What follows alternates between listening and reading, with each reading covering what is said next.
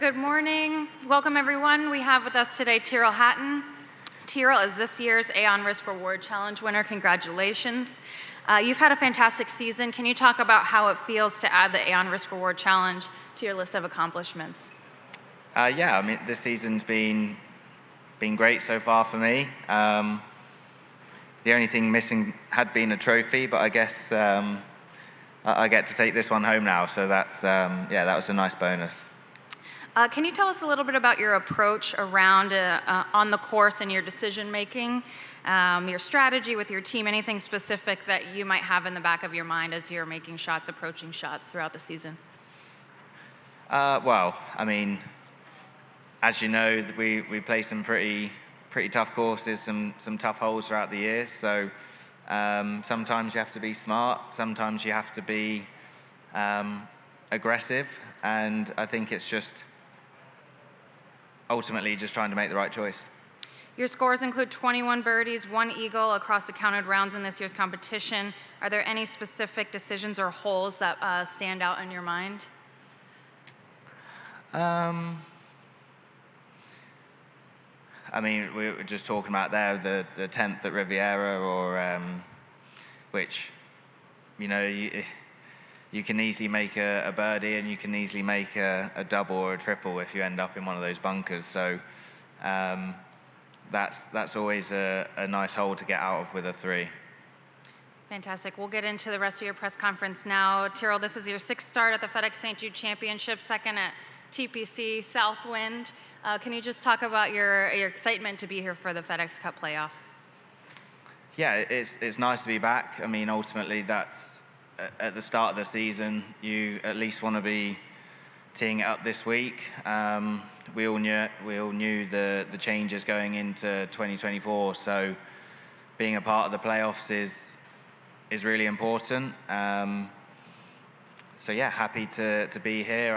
I like the fact that I've had a couple of weeks off, and excited to get going again.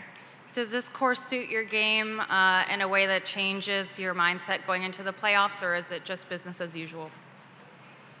I mean, I think my results here maybe haven't been the best off the top of my head. I mean, there's certainly not a week that I can think of what I've done really well here, but ultimately we try our best every single week, and yeah, this week's going to be no different for me. In some ways, I don't have the added pressure of being on the bubble getting into next week. I've already that's already locked up. It's more a case of just trying to have a couple of nice weeks and make sure that I'm there in Atlanta. We'll go ahead and open to questions. If you have a question, please raise your hand and we'll bring you a microphone. Shed? Good morning, Tyrrell. How are you? Good. The changes now with just 70 guys here and cut to 50 after this week, is there any more pressure knowing you want to be in that top 50 as opposed to just the pressure of advancing to see tour championship? Well, I think, you know, we've all known since the start of this year that you need to be, the top 50 is really kind of the important number. I think I'd be in the bracket with a fair few guys that have maybe played a little bit more than they typically would, just to try and give yourself the opportunities to make sure that you do finish in that top 50. Fortunately for me this year, I've managed to play some good golf, and I've secured that, and it makes it a lot easier to certainly plan next year, because you know you're going to be in the elevated events moving forward. Do you sense that you might not play in some events next year that you normally would have because you are in those signature events? I haven't really sat down properly yet and looked at how the schedule really plays out next year. There's going to be some decisions to make, but ultimately, I think if you've earned the right to be in those elevated events, then you should be playing in them. Fergie? We had one guy that only took 4 weeks off all year. Does that seem like a lot to you? Say that again, sorry. One of the players in the field only skipped 4 weeks last year, dating to last September. Does that seem like a lot to you? A lot of golf? Can you see yourself ever doing that, Tyrrell? 31. I mean, months? I can have some pretty good head-offs after like 3 weeks off, so only having 4 weeks off over the course of almost a year, that would be, brain damage to me. I mean, that's some serious commitment. There's a lot of miles being traveled, and I'm sure there's been some highs and lows in that period for sure. Did you, now that we're here, and you've said correctly that you've known all along it's 70, 50, 30. Now that we're here, it seems to be one of the talking points is 70 the right number? So I'd like your opinion on that, and then a quick follow-up. Yeah, I mean, ultimately, it's still the 125 that keeps status, though, right? And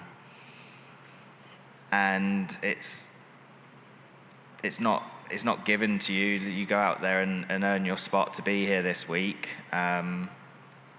If you haven't played well enough, then sure, that's frustrating, and you want to be a part of the playoffs. But you still got status for next year. You can still play your way into the elevated events. So you still have the opportunities to be a part of it. I don't think I don't see it being a problem if it's starting at 70 compared to previous years where it started 125. Was that on your, I mean, you were 49th to start last year and 63rd the year before that. I don't know if you're impressed that I knew that, but was that on your mind at all? The fact that there is no guarantees when you start the year? Yeah, I mean, but that's also partly because where golf had been over the previous years, from starting on the European Tour, DP World Tour, I tried to play a certain amount over there as well, which then limits how often I can play here. I mean, going back to, I think, last year where I finished 49th and the year before was in the 60s. I think my 16th event was the first FedEx. You know, so like I actually had to play pretty well to even do that. Be a part of the first two FedEx events. So this year I've played more and thankfully played well with that. Someone else. I got more. Go ahead. Come back to me. Yep. Do you think the boys that can play their way in through either the FedEx or the swing events or what have you, what kind of advantage does someone like you have over them from being guaranteed to be in all the big events? I mean, the biggest thing is you kind of know where you're going to be. You have the luxury of maybe adding in an event at last minute if you choose to. Whereas some guys, it might be a case of where you've played 3 in a row, but actually there's not many guys like playing 4 in a row or more. You're going to have some guys that maybe have done 3 or 4 in a row, and then there's like mini order of merits, isn't there, to get in? So then you might end up playing the extra event, which it's not a bad one to be a part of, but then it's managing the other aspects of coming with playing 4 or 5 in a row. Any other questions? Had another one. Last one, Tyrrell.